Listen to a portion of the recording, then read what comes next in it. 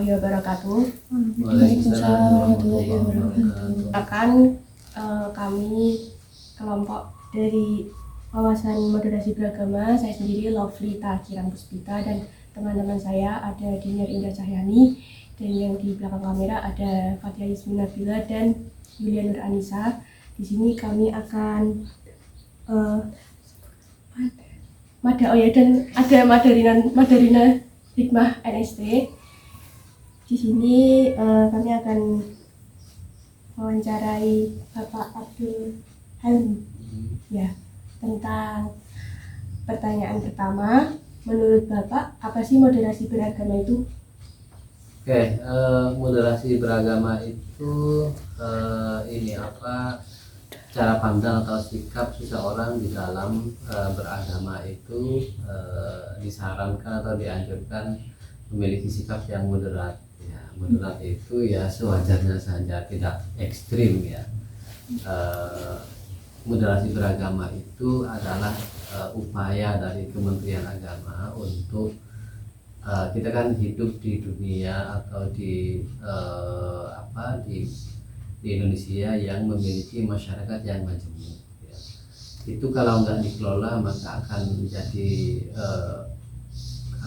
konflik ya, kalau nggak dikelola dengan baik. Maka salah satu ikhtiar untuk menjaga agar kerukunan beragama tetap terjalin antara masyarakat itu ya pakai salah satunya moderasi beragama itu. Jadi itu adalah ikhtiar bagus dari Kementerian Agama agar masyarakat kita hidup rukun dalam masyarakat yang majemuk. Itu saja sih sebetulnya moderasi beragama itu. Kemudian pertanyaan nomor 2, apa tujuan dari moderasi beragama? Ya itu tadi, membina kerukunan umat. Jadi kita hidup dalam masyarakat yang multikultural, jadi berbeda suku, berbeda ras, berbeda agama, itu bagaimana caranya agar hidupnya itu ya berdampingan meskipun berbeda-beda. Banyak negara-negara di luar itu karena tidak bisa mengelola perbedaan itu, jadi negara-negara konflik, misalkan mohon maaf di negara Timur Tengah itu kan, kita ini termasuk beruntung dan berhasil ya, kita punya banyak sekali perbedaan suku, ras, agama dan bahasa, ratusan bahkan ribuan itu, tapi kita masih bisa bersatu di dalam sebuah bingkai negara NKRI ya. Ini kita cukup bahkan sangat berhasil. Di negara-negara luar itu, negara-negara Timur Tengah itu sukunya tidak banyak, 7 gitu ya, ada berapa gitu ya, itu mau menyatukan susah banget itu. Nah itulah kenapa kita butuh moderasi beragama, karena kita punya potensi besar ya, sekaligus punya tantangan besar di dalam masyarakat yang majemuk itu tujuannya. Jadi bagus sekali untuk biar rukun gitu, tidak terjadi konflik. Jadi kan gini ya Pak, tadi seperti yang sudah dibilang Bapak, kalau moderasi beragama itu tujuannya untuk kesejahteraan masyarakat dalam beragama ya Pak. Karena Indonesia kan terdiri dari beberapa agama. Nah, lalu bagaimana menurut Bapak moderasi beragama yang ada dalam kampus, lingkungan kampus? Ya penting juga, karena teman-teman di kampus kan kalau orang-orang bilang agent of social change gitu ya, adalah agen perubahan sosial. Nah bagaimana teman-teman memahami konsep moderasi beragama dan bagaimana praktiknya di masyarakat ya. Nanti teman-teman punya tanggung jawab ya, sebagai bagian ya, atau bagian dari Kementerian Agama juga kan di bawah Kementerian Agama kita itu ya.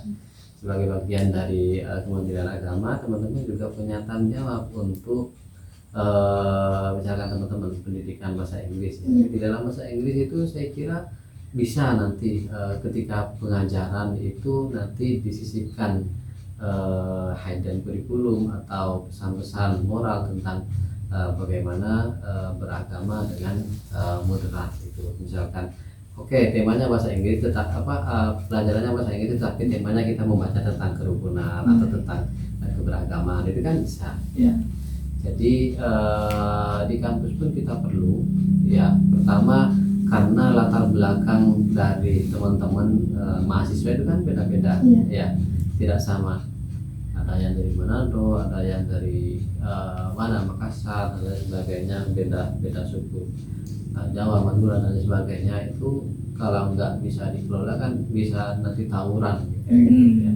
Makanya di semua instansi di bawah Kementerian Agama itu menjadi salah satu pilot projectnya benar agar moderasi beragama ini bisa memasyarakat sehingga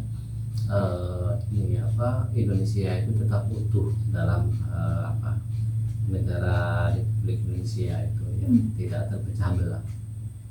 Begitu Mbak, jadi penting juga di kampus itu. Lalu berbicara mengenai moderasi di kampus ya Pak, menurut Bapak itu sikap mahasiswa yang seharusnya mencerminkan moderasi beragama itu yang seperti apa ya Pak? Ya saling menghargai, saling menghormati meskipun berbeda dengan teman-teman, kemudian berbeda karakter, berbeda sifat ya. Misalkan yang dari Madura, misalkan bicaranya keras, ada di Makassar, itu kan beda dengan Solo yang halus gitu ya. Itu di Jawa misalkan pakai bahasa ini perlu kita sikapi dengan ya sewajarnya, tidak saling menghargai, saling menghormati. Jadi sehingga dengan sikap itu kita tidak anti terhadap keragaman, karena menghargai keragaman itu merupakan sikap yang menurut saya adalah keniscayaan ya. Karena keragaman itu sudah sunatullah ya. Menentang keragaman itu berarti menentang sunatullah kan ya, kan? Ya karena keragaman itu adalah sunatullah, Allah sudah membuat kita berbeda-beda. Itu tidak mungkin kita sama semuanya harus berpendapat sama, enggak mungkin. Harus agamanya sama, harus keyakinannya sama, itu enggak mungkin. Itu karena memang sunatullah. Jadi yang bisa kita lakukan adalah mengelola perbedaan itu dengan baik.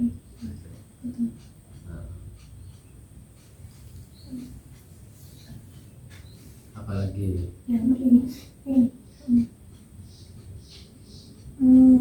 menurut Bapak, apakah kampus kita sudah berhasil menerapkan moderasi beragama? Saya kira sudah cukup berhasil. Buktinya nggak ada gesekan-gesekan ya, atau konflik-konflik yang nggak pernah ada tawuran kan di kampus itu kan, nggak ada tawuran gara-gara beda keyakinan, beda agama, insya Allah nggak ada ya. Sudah cukup berhasil, tetapi tetap ini perlu dikawal, perlu diperkuat, karena teman-teman nanti seperti yang saya tadi bilang tadi, teman-teman punya tanggung jawab juga untuk menjelaskan bagaimana praktiknya di masyarakat, kemudian memberikan contoh atau praktik baik kepada masyarakat agar tadi tujuan dari moderasi beragama itu bisa berjalan dengan lancar gitu. Sudah cukup bagus kalau di kampus kita itu tidak ada konflik berarti. Kemudian bagaimana moderasi beragama pada lingkup dosen? Di lingkup dosen juga sama ya. Dosen-dosen itu di beberapa kemarin kita baru di ini kan sama Kemendagri semacam disurvei ya, disurvei atau kita itu tes moderasi beragama itu bagaimana keyakinannya, bagaimana menghargai orang lain itu ada, karena kan indikatornya moderasi beragama itu kan ada 4 ya. Apa saja itu? Anti kekerasan, kemudian toleransi, kemudian komitmen kepada kebangsaan, dan penerimaan terhadap tradisi lokal dan istiadat itu intinya itu ada 4 indikator itu ya. Itu ya itu tadi ya, ada yang bagus, ada yang ada yang di bawah standar juga. Artinya perlu dikembangkan juga gitu ya. Meskipun tolak ukurnya harus jelas bagaimana sistem penilaian, karena kan kadang-kadang saya nggak tahu kalau tes kayak gitu apakah betul-betul akurat cara pengukurannya, kan soal itu kan soal sikap keseharian ya. Saya kira agak susah mengukur sikap keseharian itu salah satu lah. Masih ada pertanyaan? Terus menurut Bapak apakah perlu dilakukan adanya pembinaan moderasi beragama? Iya kan, seperti yang Bapak bilang tadi, ada yang masih di bawah sadar dan udah bagus gitu. Masih sangat perlu, masih sangat perlu. Ya. Kalaupun sudah bagus pemahaman moderasi beragamanya, kita tingkatkan bagaimana cara mensosialisasikannya kepada masyarakat, bagaimana memberikan contoh praktik baik moderasi beragama kepada masyarakat. Itu hampir di semua ini di Kementerian Agama. Kemarin saya di subdit pendidikan Al-Quran juga bahas itu, bagaimana cara pengajaran Al-Quran, kemudian lembaga-lembaga tahfidz yang sekarang dalam tanda kutip agak disorot ya, karena mementingkan tahfidznya saja, tetapi dari aspek pemahaman nol misalkan. Nah itu kan bagaimana sih sebetulnya praktik budaya beragama di pendidikan Quran dan lain sebagainya. Di madrasah juga ya sama, juga menjadi pembahasan, salah satu topik yang cukup sangat dibicarakan. Penting menurut saya, masih sangat relevan dan penting untuk diadakan semacam pelatihan penguatan gitu ya. Kemudian pertanyaan selanjutnya, menurut Bapak itu bagaimana sikap ataupun hal yang dilakukan mahasiswa dalam menghadapi orang yang mungkin belum mengenal moderasi ataupun belum moderasi? Belum paham. Belum paham ya. Kalau mahasiswa saya kira lebih mudah ya, karena teman-teman mahasiswa sudah bisa diajak berpikir, berdialog, tinggal kita ajak dialog saja, berdialog tentang tentang bagaimana konsep moderasi beragama dan lain sebagainya. Tinggal kita bagaimana kita menyampaikan argumen ya terkait dengan itu. Ya. Saya kira kalau mahasiswa malah mudah, karena teman-teman sudah dilatih untuk berpikir kritis, sistematis, argumentatif. Itu saya kira mudah itu. Tinggal ajak ngobrol. Kalau bahasanya Mas Riki harus sering-sering ngopi gitu. Iya itu. Gitu. Kemudian begini Pak, kan kita mahasiswa sempat memikirkan mau ada KKN gitu lah, kemungkinan besar. Nah lalu menurut Bapak itu sesuai nggak sih sosialisasi tentang moderasi beragama untuk masyarakat sekitar? Iya. Tergantung nanti daerahnya mau di mana, kemudian komunitasnya seperti apa, masyarakatnya seperti apa, Mbak. Kalau di masyarakat itu jangan pakai istilah moderasi beragama. Tidak usah ya. Jadi moderasi beragama itu adalah istilah akademik ya. Nah, moderasi apa kok moderasi? Kalau ibu-ibu di kampung nggak paham, tidak usah ya. Jadi kalau di kampung ya tinggal teman-teman berbicara tentang pentingnya persaudaraan, pentingnya menghargai orang lain, bahwa ini berbeda pendapat, tenggang rasa, tepo seliro, itu saya kira bahasa-bahasa yang bisa lebih diterima daripada moderasi beragama. Wah itu tidak dipahami ya. Bahkan di kalangan umum pun kadang-kadang moderasi beragama itu masih disalahpahami ya. Nah itu. Jadi kalau di masyarakat lihat ini audiennya, kalau ibu-ibu ataupun tidak usah bicara istilah moderasi, tetapi ya tenggang rasa, tosliro gitu ya, yang bahasa-bahasa yang mudah dipahami gitu. Intinya bagaimana merawat kerukunan antar warga. Bahkan nanti kita nggak harus, maksudnya KKN itu kan bukan harus kita mau ngasih, enggak. Kita belajar di sana, belajar pada orang sepuh di sana gitu ya, memberi semacam menjadi fasilitator saja. Jadi jangan bayangkan kalau KKN harus memberikan pelatihan. Teman-teman belajar di masyarakat bagaimana cara bersosialisasi gitu. Berarti yang penting itu ya Pak, kayak saling menghormati, menghargai. Iya.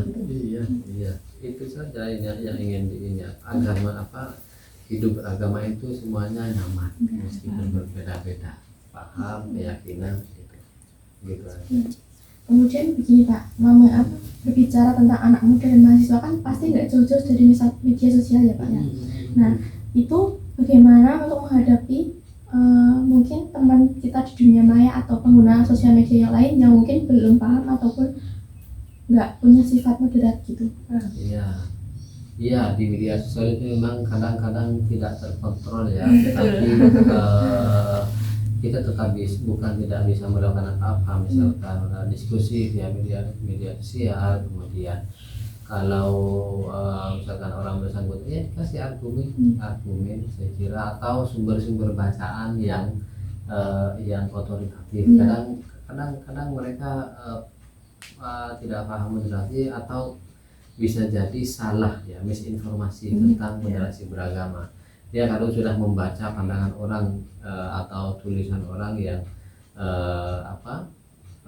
yang tidak paham dengan moderasi, kemudian hanya menjelek-jelekkan tanpa adanya bukti yang konkret, itu kemudian saya kira itu bisa kita berdiskusi, tetap bisa berdiskusi, tetapi kalau sudah berdiskusinya itu sudah mengarah kepada mengumpat, mending dihindari saja, tinggalkan saja orang-orang kayak gitu, tidak usah dilatih. Kemudian gini Pak, bagaimana harapan Bapak untuk kedepannya tentang moderasi beragama ini?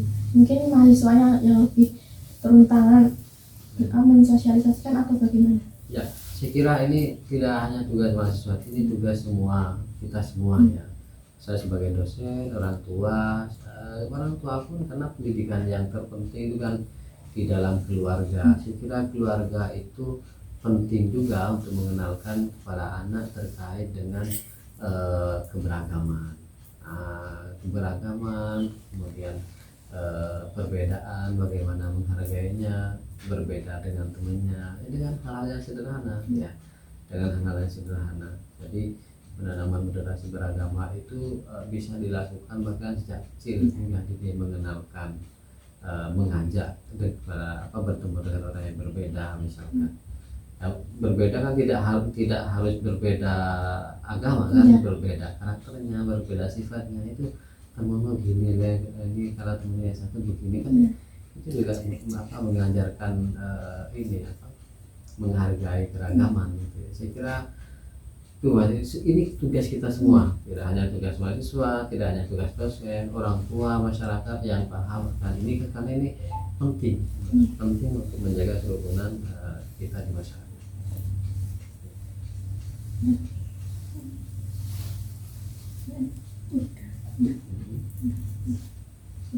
Sudah. Insya Allah sudah.